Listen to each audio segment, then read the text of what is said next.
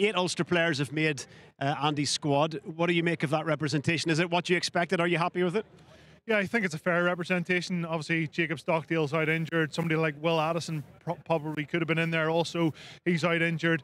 But 8 guys, Kieran Treadwell, Alton Delan, he's making a move away from Connacht.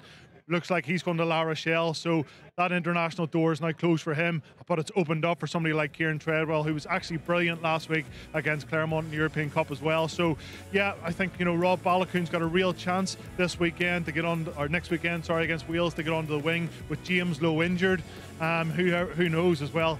Tom, I know you're a huge fan, but James Hume, you know, who's been playing so well for Ulster, he gets some game time also.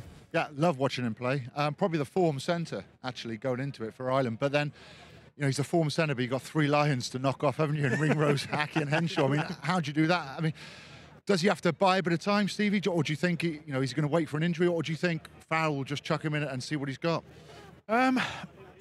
I think he's just going to stick with what he knows at the minute, especially in the first game against Wales. But I think James Hume is definitely going to get game time throughout the Six Nations. I think he deserves the game time, whether that's against Scotland, Italy, who knows? We'll see what way the competition pans out. Could he be like a Joe Marchant and play centre wing, do you think?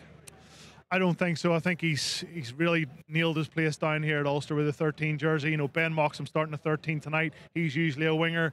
But for me, James Hume, that 13 jersey, alongside Stuart McCluskey, a big centre, maybe Bundy Aki, James Hume for Ireland would be a brilliant combination.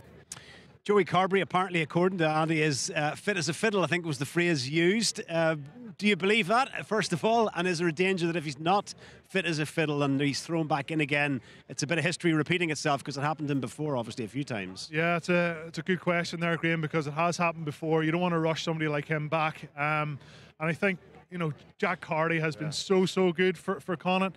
You know, we've watched him so much this season. You know, he's been captain of Connacht as well. And I think he deserves his chance. But it'll be interesting to see what way Andy Farrell goes. It's sort of now and ever with Jack Carty, because he can't really play that much better, can he? And we know Sexton's going to start. There's no doubt about that. But if you want to start blooding more players in that 10 position, surely it has to be him, because he is on form. He's on form. I think it would be actually unfair on Carty for Carbery just to come straight back in, even though Carbery hasn't played any rugby. And when he has played, he has been a little bit inconsistent. I know he had a pretty good game against Argentina back in the November Autumn Internationals, but you know, Argentina didn't really turn up that day. So for me, Jack Carty is Ireland's number 2. But I don't pick the team, and that's what Andy Farrell gets paid the big bucks for.